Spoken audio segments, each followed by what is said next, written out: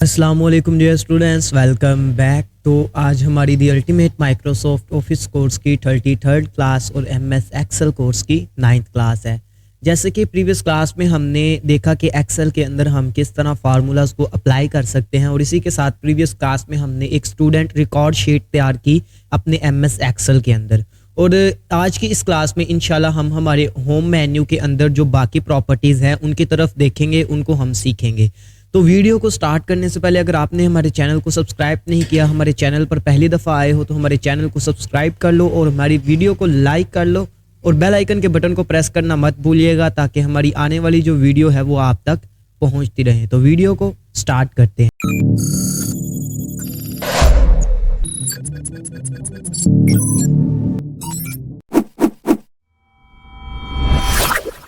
यहाँ पे देखो स्टूडेंट्स, यहाँ मैंने एक्सेल ओपन कर लिया और यहाँ से मैं हमारी जो प्रीवियस शीट थी उसे मैं ओपन कर लेता हूँ। ठीक है, यहाँ पे देखो यस्टरडे लिखा है, यानी कि ये हमने तैयार की थी प्रीवियस डे। यहाँ पे मैं क्लिक करता हूँ। तो क्लिक करने के बाद यहाँ पे देखो हमारी जो स्टूडेंट रिजल्ट कार्ड शीट है ये तैयार हो चुकी है। ठीक है, यहाँ पे आ चुकी है। अब मैं क्या करता हूँ, यहाँ पे देखो हमारा होम मेन्यू के अंदर नंबर वाली जो प्रॉपर्टी है ये मुकम्मल नहीं थी हुई। अब नंबर वाली प्रॉपर्टी के लिए मैं आपको बताता हूँ क्या करना है आपने। यहाँ पे मैं क्लिक करता हूँ। यहाँ पे मैं जनरल पे देखो, जनरल पे अगर आप रखोगे यहाँ पे नंबर की प्रॉपर्टी में देखो यहाँ पे आपको एक लिस्ट नजर आ रही होगी, टैब। ठीक है, यहाँ पे सबसे ऊपर जनरल है। जनरल का आपको बताने लगूँ कि जब आपने जनरल रखा होता है, यहाँ पे ऑप्शन सेलेक्ट किया होता है जनरल, तो यहाँ पे क्या होता है कि आप इजीली नंबरिंग ऐड कर सकते हो। ठीक है, जनरल में आप यहाँ पे लेटर्स लिखते हो, अगर नंबर हो तो नंबर लिखते हो, वो नंबर और लेटर्स को अलग अलग कैलकुलेट करता है। ठीक है, लेकिन अगर यहाँ पे मैं जनरल से नीचे थोड़ा सा देखूं तो यहाँ पे आता है नंबर। ठीक है, यहाँ पे आप क्या कर सकते हो, नंबर ऐड कर सकते हो। जैसे आप 12 ऐड करोगे यहाँ पे 7.00 डेसिमल भी आपको दे देगा। तो इस तरह आप नंबर ऐड करना चाहो तो अगर आप डेसिमल के साथ नंबर ऐड करना चाहते हो तो वो आपको यहाँ पे नंबर के अंदर ये वाली प्रॉपर्टी है। ठीक है, इसके अलावा यहाँ पे देखो इसी प्रॉपर्टी के अंदर यहाँ पे 2 ऑप्शन है। ये क्या करेगा, इस ऑप्शन से क्या होगा, इंक्रीज डेसिमल, यानी कि डेसिमल को बढ़ाएगा। ठीक है, 1 बढ़ा दिया, 2 बढ़ा दिए, 3 बढ़ा दिए। ठीक है, और जो 7 वाला ये है डिक्रीज डेसिमल, यानी कि ये डेसिमल नंबर्स को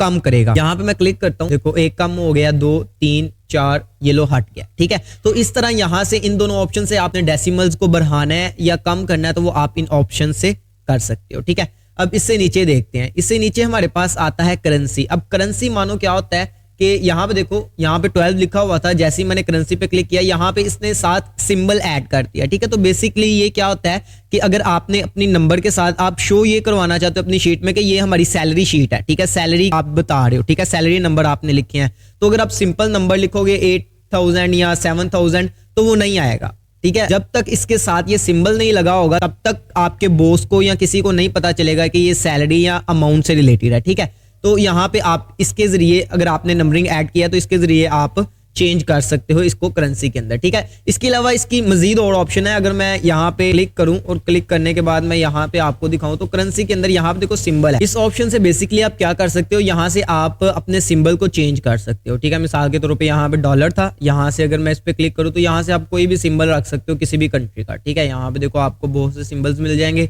जो भी जिस भी कंट्री में आप रहते हो या जिस भी कंट्री का आपने यहाँ पे सिंबल रखना है वो आप यहाँ से चेंज कर सकते हो। ठीक है, तो यहाँ से इसे मैं क्लोज करता हूँ। इसके नीचे हमारे पास आता है अकाउंटिंग का ऑप्शन। अब ये करेंसी और अकाउंटिंग ये दोनों सेम चीजें हैं। इस पे क्लिक करने से भी आपकी वैल्यू या आपके नंबर के साथ सिंबल ऐड हो जाएगा और इस पे क्लिक करने से भी ये काम हो जाएगा। ठीक है, लेकिन कुछ कंपनीज होती हैं जहाँ पे अकाउंटिंग ज्यादा यूज होती है, कुछ ऐसे ऑफिस होते हैं जहाँ पे आपकी करेंसी यूज होती है। ठीक है, तो आप अगर ऑफिस में काम कर रहे हो तो आप यहाँ पे अकाउंटिंग सेलेक्ट करें। ठीक है, इसके नीचे हमारे पास आती है शॉर्ट डेट, लॉन्ग डेट। अब शॉर्ट डेट क्या, अगर मैं इस पे क्लिक करूं तो देखो उसने 12 को शॉर्ट डेट के अंदर कन्वर्ट कर दिया। ठीक है, साल उसने अपनी मर्जी से रखा है और दिन भी उसने अपनी मर्जी से, लेकिन 12 उसने हमारा महीना रख दिया। ठीक है, तो इस तरह अगर आपने डेट लिखनी है तो आप डेट लिख सकते हो। अगर मैं यहाँ पे डेट ऐड कर दूं, यहाँ पे मैं कर देता हूँ 12 दिसंबर 2003। ठीक है, यहाँ पे देखो मैंने डेट ऐड की है। अब डेट ऐड करने के बाद यहाँ पे देखो अगर मैं यहाँ पे लॉन्ग डेट पे क्लिक करूँ, शॉर्ट डेट तो आपको पता चल गया ये शॉर्ट डेट है। ठीक है, लेकिन लॉन्ग डेट पे क्लिक करने से क्या होगा कि यहाँ पे आपको बता देगा कि दिसंबर 12 2003 और उस दिन था वो भी आपको यहाँ पे बता रहा है फ्राइडे है, ठीक है। क्यों ये इसलिए बता रहा है, आपको नहीं बताएगा। यहाँ से मैंने सेटिंग ये रखी हुई है, यहाँ पे देखो क्लिक करने के बाद डेट के आगे यहाँ पे आपको ऑप्शंस नजर आती हैं टाइप। यहाँ पे मैंने सिलेक्ट किया हुआ था कि डे भी हमें साथ बताए, तो यहाँ पे देखो उसने डे भी साथ बता दिया, ठीक है। तो वहां से जाके अगर आपने फॉर्मेटिंग चेंज करनी है, डे नहीं आपको चाहिए, तो आप वहां से हटा सकते हैं। यहाँ पे परसेंटेज टाइम आता है, टाइम अगर मैं यहाँ पे क्लिक करूं और यहाँ से जाके मैं टाइम को सिलेक्ट करता हूँ तो देखो 12 को इसने टाइम में कन्वर्ट कर दिया, ठीक है। तो इस तरह आप शीट के अंदर टाइम ऐड कर रहे हो तो आप इस तरह टाइम का फॉर्मेट दे सकते हो, ठीक है। नीचे हमारे पास आता है परसेंटेज, इस पे क्लिक करने के बाद आपकी वैल्यू के साथ परसेंटेज लग जाएगी, ठीक है। यहाँ पे देखो हमने परसेंटेज नहीं थी ऐड की, मैं यहाँ पे आपको करके दिखाता हूँ। यहाँ मैं इसको सिलेक्ट करता हूँ और यहाँ से मैं क्लिक करके परसेंटेज ऐड कर देता हूँ, ठीक है। देखो परसेंटेज आ चुका, तो इस तरह आप परसेंटेज ऐड कर सकते हो, समझ आ गई है। इसके बाद हमारे पास जो ऑप्शन आती है वो है फ्रैक्शन की। अब फ्रैक्शन की क्या ऑप्शन है ये मैं आपको वैसे बता देता हूँ कि अभी हमने आगे और भी चीजें डिस्कस करनी है, उसको भी देखना है, तो यहाँ पे हमारी वीडियो जरा लॉन्ग टर्म के अंदर चली जाएगी। तो यहाँ पे फ्रैक्शन क्या करती है, मिसाल के तौर पे अगर आपने यहाँ पे लिखा है 1.50 रुपीज, ठीक है, तो फ्रैक्शन करने से आपका क्या होगा, वो आपको बता देगा कि 1 और आधा, ठीक है। ये इस तरह बताएगा आपको फ्रैक्शन के अंदर, ठीक है। ये इसका काम सिर्फ यही है। यहाँ से आप बेसिकली इस ऑप्शन से, इस मेन्यू से, इस प्रॉपर्टी से क्या कर सकते हो, अपनी टाइप चेंज कर सकते हो नंबरिंग की या वैल्यू की, ठीक है। इसके नीचे हमारे पास साइंटिफिक और टेक्स्ट आती है, इनको आपने खुद अप्लाई करना है, ठीक है, साइंटिफिक और टेक्स्ट को, और आपने नीचे कमेंट में बताना है कि आपका क्या आंसर आया था या इससे क्या काम होता है, ठीक है। तो इसके बाद हमारे पास ये वाला ऑप्शन है, ये बेसिकली वही है डॉलर, ठीक है, ये उसी का साइन है। उसके बाद यहाँ पे परसेंटेज और कोमा, अगर आपने परसेंटेज ऐड करनी है या कोमा ऐड करना है तो वो आप यहाँ से ऐड कर सकते हो, ठीक है। इसके बाद हमारे पास आती है प्रॉपर्टी स्टाइल की। अब स्टाइल की प्रॉपर्टी के अंदर सबसे पहला ऑप्शन है कंडीशनल फॉर्मेटिंग का। अब कंडीशनल फॉर्मेटिंग क्या है, यहाँ पे देखो मेरे पास हमारा जो प्रीवियस क्लास में हमने एक शीट तैयार की थी वो है, यहाँ पे अगर मैं इसको मार्क कर दूं, ठीक है, इसको मैं मार्क कर देता हूँ, सिलेक्ट करता हूँ बेसिकली, और कंडीशनल फॉर्मेटिंग में हाईलाइट सेल्स रूल, ठीक है, फर्स्ट ऑप्शन आपका ये है। अब इसमें सबसे पहला आपको ऑप्शन नजर आएगा ग्रेटर देन का। ये क्या करेगा कि आपने जो वैल्यू सिलेक्ट किया उसमें जो सबसे ग्रेटर देन होंगे, जो बड़े होंगे, या आप यहाँ पे जो वैल्यू ऐड करोगे उससे बड़ा अगर कोई होगी यहाँ पे वैल्यू, तो उसको सिलेक्ट कर देगा। मिसाल के तौर पे मैं चाहता हूँ यहाँ पे 150 से ऊपर अगर कोई है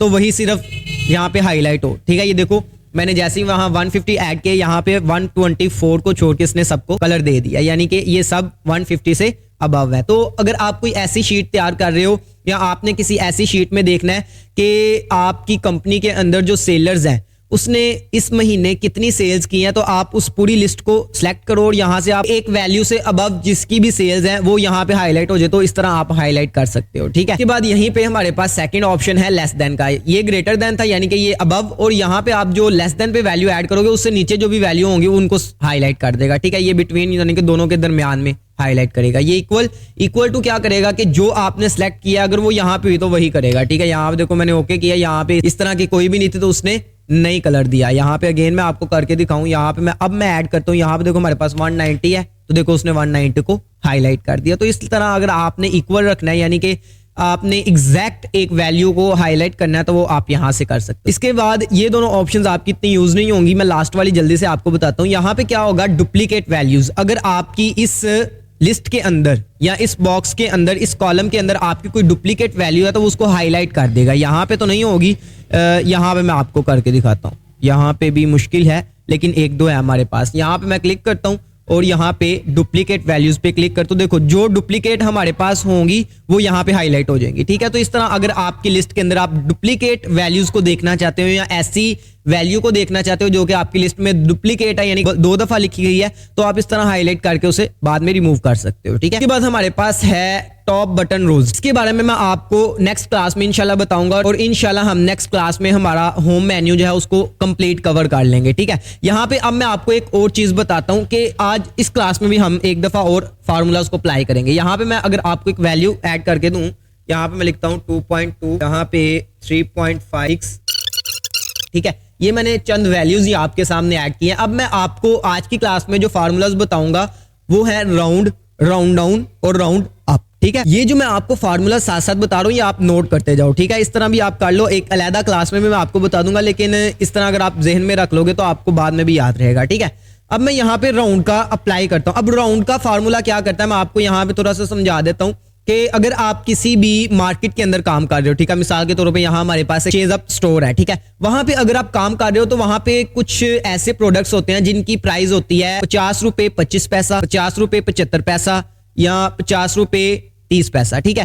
तो ऐसी प्राइस जो पॉइंट के आगे भी हो, उनको अगर आपने राउंड ऑफ या राउंड डाउन करना है, ये आपने मैथ में भी पढ़ा होगा क्लासेस के अंदर, राउंड या राउंड डाउन या राउंड अप करना हो तो वो आप उसके लिए वैल्यू लगाते हो। मिसाल के तौर पर ये मैंने यहाँ पे हेडिंग दे दी राउंड, अब मैं यहाँ पे राउंड का फार्मूला लगाता इक्वल लगाता हूँ। इक्वल लगाने के बाद मैं यहाँ पे लिखूंगा राउंड और टैब के साथ मैं इसे सिलेक्ट करूंगा और इसे सिलेक्ट करने के बाद मैं कोमा ऐड करके बोलूंगा कि मुझे डेसिमल में क्या चाहिए, ठीक है, यानी कि पॉइंट के बाद एक वैल्यू सिर्फ चाहिए।